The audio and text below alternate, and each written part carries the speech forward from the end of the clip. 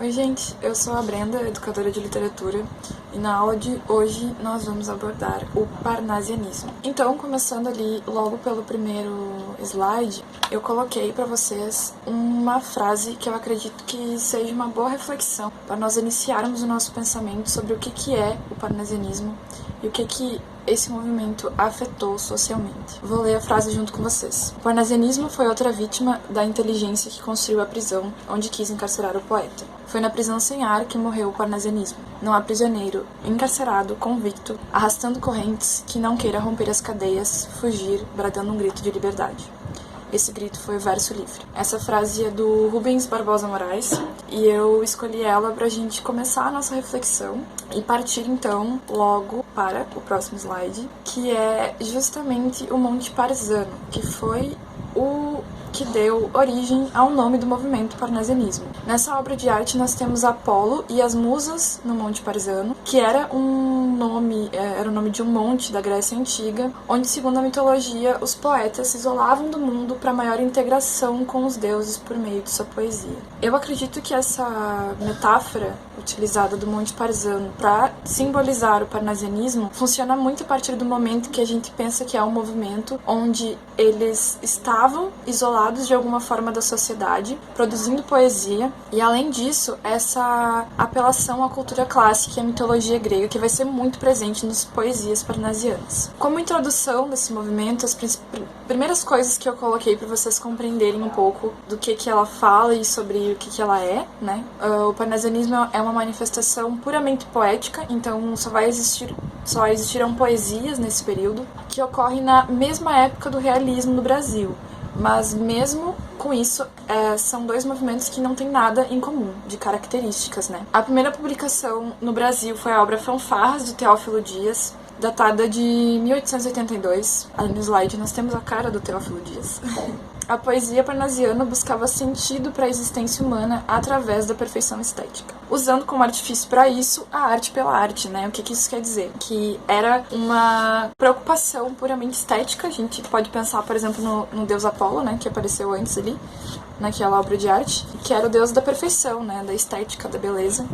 Isso também pode servir como um bom gancho para vocês refletirem o que era o parnasianismo, né? Essa preocupação extrema com o belo e com a estética da construção da poesia. Como características principais, nós temos primeiramente a arte pela arte, que eu acabei de citar, que é o primeiro pensamento, né, que surge quando a gente lê uma poesia parnasiana. Em segundo, o objetivismo e universalismo, cientificismo e positivismo. O cientificismo aqui, para quem acompanha a última aula sobre naturalismo, vocês podem fazer essa conexão de que o que estava acontecendo no mundo na época era justamente essas revoluções científicas e que levaram o poeta a ter esses pensamentos um tanto quanto racionais, né? Então, a poesia, ela nunca está alheia ao tempo em que ela está existindo, a arte em si. Essa conexão, ela sempre vai acontecer. E aqui não vai ser diferente, né? Eles vão demonstrar esse cientificismo através de uma racionalidade maior, o que não vai incumbir eles de serem sensíveis em alguns pontos, mas a gente vai abordar isso um pouco melhor na análise das poesias. O próximo tópico é temas baseados na realidade, então eles vão usar a descrição de objetos e paisagens, fatos históricos, mitologia grega e cultura clássica, a busca pela perfeição, culto à forma, metrificação e versificação, rimas ricas e palavras raras, tudo isso que eu já citei anteriormente, preferência por estruturas fixas como soneto, descrição visual detalhada. Essa é uma característica bem importante, porque é como se a poesia fosse possível de ser desenhada. É uma descrição tão grande que a gente é capaz de enxergar o objeto ou a paisagem que o poeta está descrevendo nessa poesia. Essa também não deixava de ser a intenção deles, né? Tratar a poesia como uma forma de quadro, de imagem a ser observada. O aniquilamento do eu, aqui contrário ao romantismo, que foi um movimento que nós vimos anteriormente, né? Bem anteriormente, algumas aulas atrás, nós conversamos muito sobre o romantismo e, para quem acompanhou, tem essa noção de que, por exemplo, no romantismo existia um eu lírico extremamente presente e extremamente sentimental, onde tudo girava em torno do pensamento dele, dos sentimentos dele, da visão dele. Tudo isso era super valorizado, e aqui vai ser justamente o contrário. Não vai ter esse eu tão presente e tão sensitivo, né? E presente importante, enfim. Alienada e asocial. Isso também vocês podem fazer uma breve conexão com o Monte Parzano, que no sentido que eles iam pra lá, né, se isolavam do mundo para poder escrever poesia. É a mesma coisa que acontece aqui com esse alienado social. Eles não vão tratar de nenhum tema que estava acontecendo na época. Eles não vão falar especificamente de nenhuma revolução, de nenhum movimento social, como aconteceu, por exemplo, que a gente viu recentemente com Castro Alves, né, com as poesias abolicionistas, também com Machado de Assis, com o...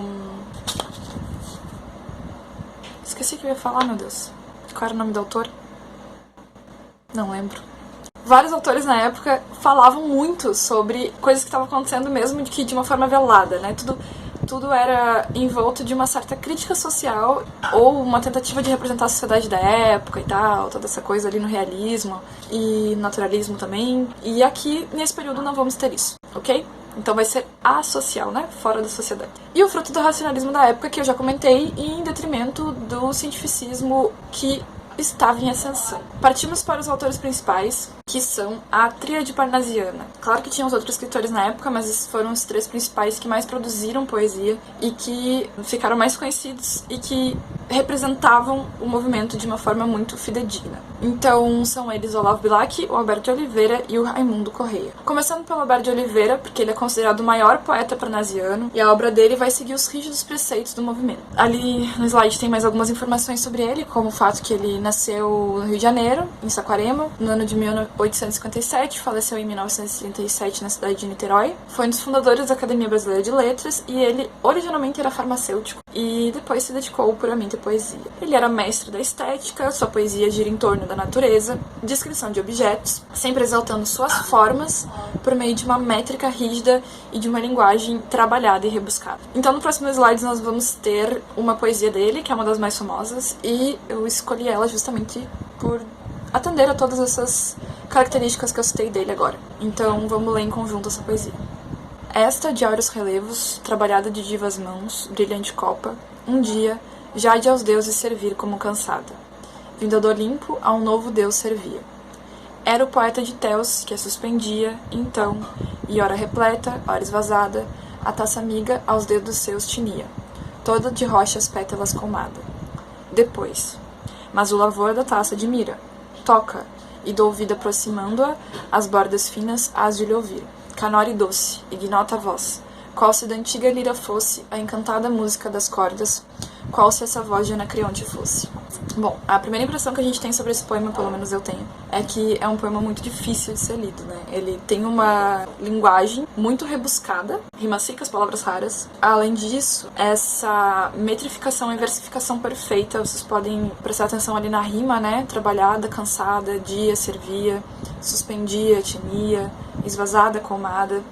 Tem uma rima absurdamente perfeita e onde, em alguns momentos, eles até invertem um pouco as frases para que essa rima encaixe de um modo perfeito, para que fique bonita de se ouvir, tenha essa estética impecável. Além disso, a descrição de um objeto, né? Ele está descrevendo um vaso e esse depois que acontece ali naquele parágrafo, que é o terceiro parágrafo, esse depois é uma transição de momento, né? Então, no primeiro momento ele está descrevendo essa de áureos relevos, trabalhada de divas mãos, ele está falando do próprio vaso.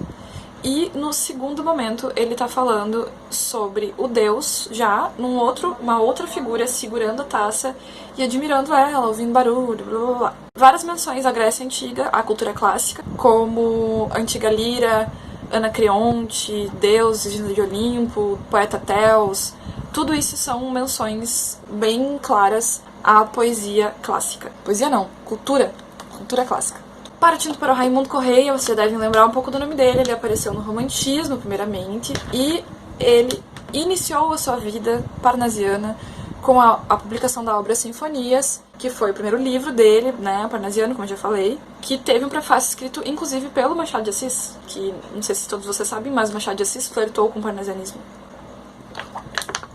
Nasceu em 1859, faleceu em 1911 em Paris. A temática dele, assim como Alberto de Oliveira, também vai girar em torno da natureza, de elementos da cultura clássica, da descrição de objetos, e o grande diferencial do Raimundo Corrêa vai ser o forte traço pessimista e de desilusão, por vezes impressionista. O que isso quer dizer? Que ele vai tratar de assuntos, mesmo que incluindo descrição de objetos, cultura clássica, perfeição estética. Ele, além disso, vai ter esse apelo maior para um lado sentimental e triste.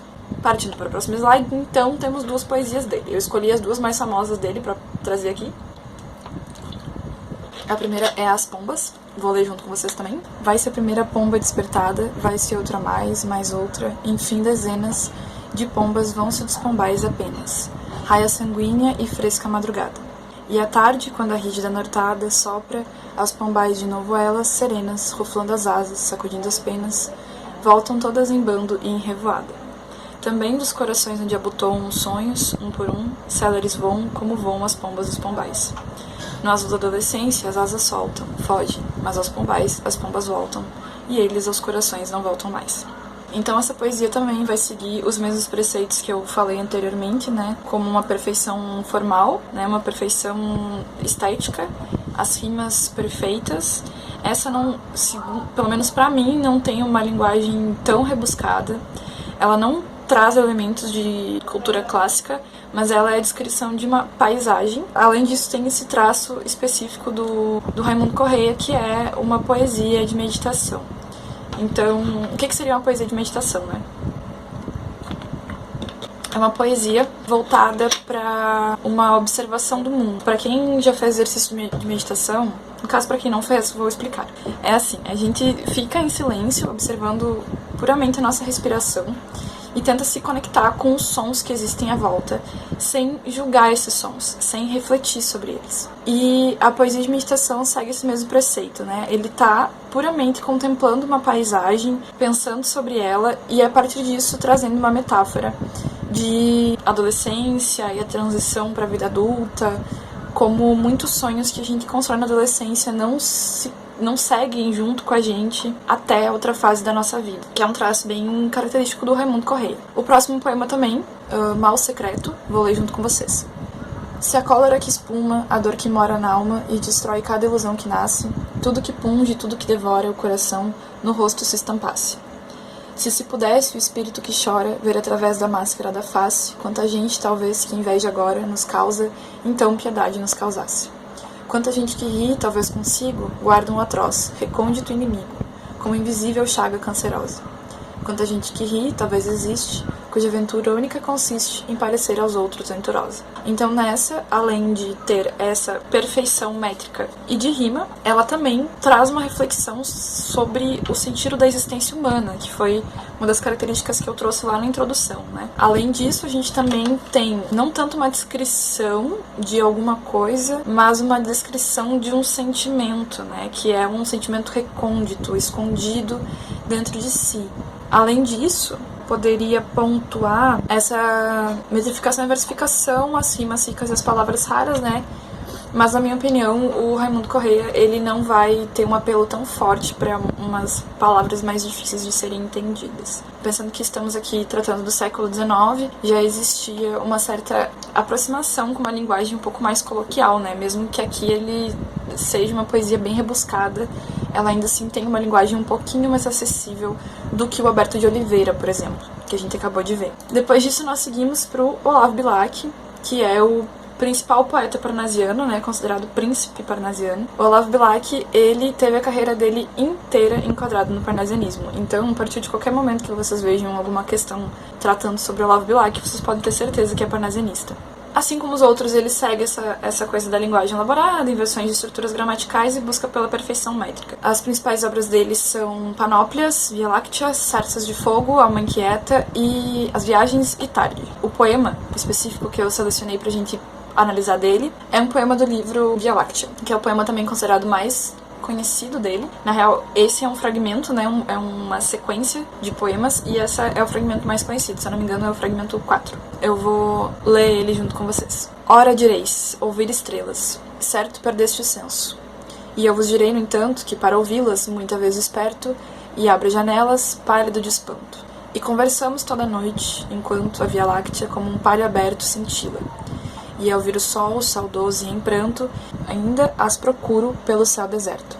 Direis agora, tresloucado, amigo, que conversas com elas? Que sentido tem o que dizem quando estão contigo?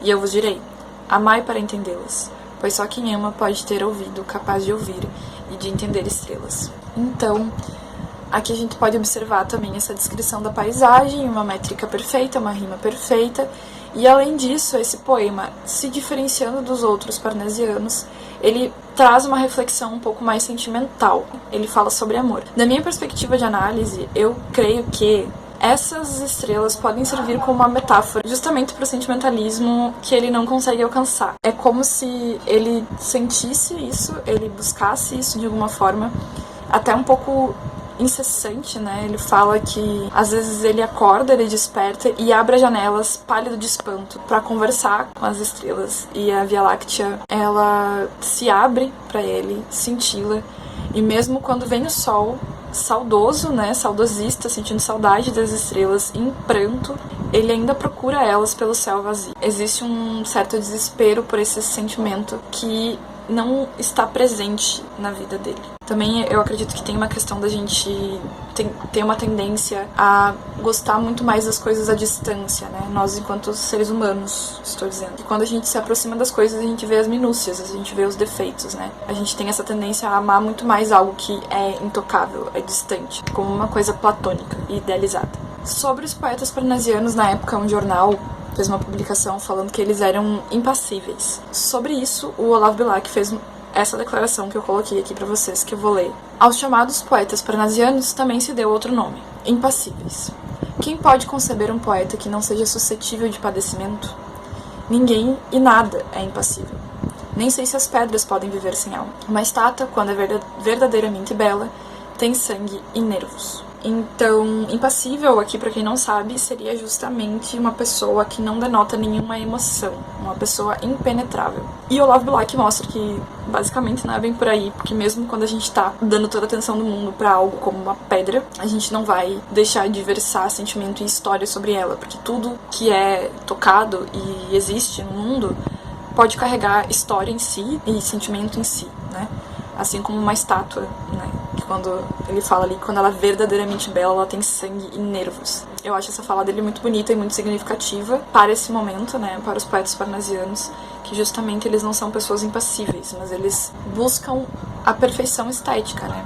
Mas voltando à reflexão inicial pra gente encerrar nossa aula, não deixa de ser uma prisão, não deixa de ser algo que limitava o poeta a escrever puramente daquela forma, buscando uma perfeição estética que muitas vezes ela é inalcançável, né?